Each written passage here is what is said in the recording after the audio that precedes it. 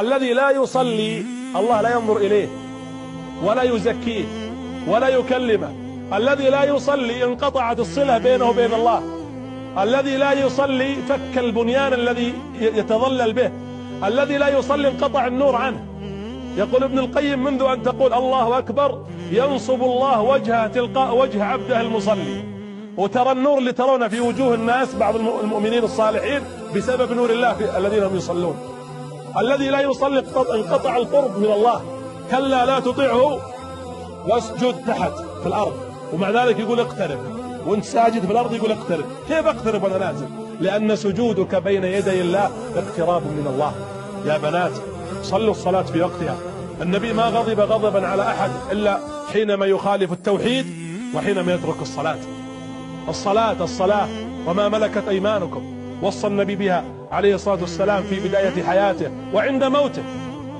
هذا جبريل يأتي أول ما جاء وأخبر أن الرسول أخذ ثم ضرب الأرض وتوضأ مثلي وصل يا محمد مثلي. لأن ارتباطك بالسماء يجب أن يكون عن طريق هذه الصلاة. أنصح الآباء كونوا قدوة لأبنائكم. إذا أذن المؤذن امتطوا الطرق وخذوا أنفسكم إلى الطريق وامشوا في مناكبها. قال بعض العلم: امشوا في مناكبها إلى الصلاة. يا بني آدم خذوا زينتكم عند كل مسجد. تستعدوا عند كل مسجد. بعض العلماء قال عند كل صلاة.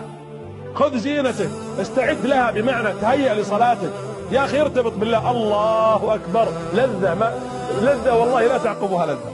والله ما يعرف قيمة الصلاة إلا من صلاها حقيقة. اللي تاركين الصلاة ضايعين.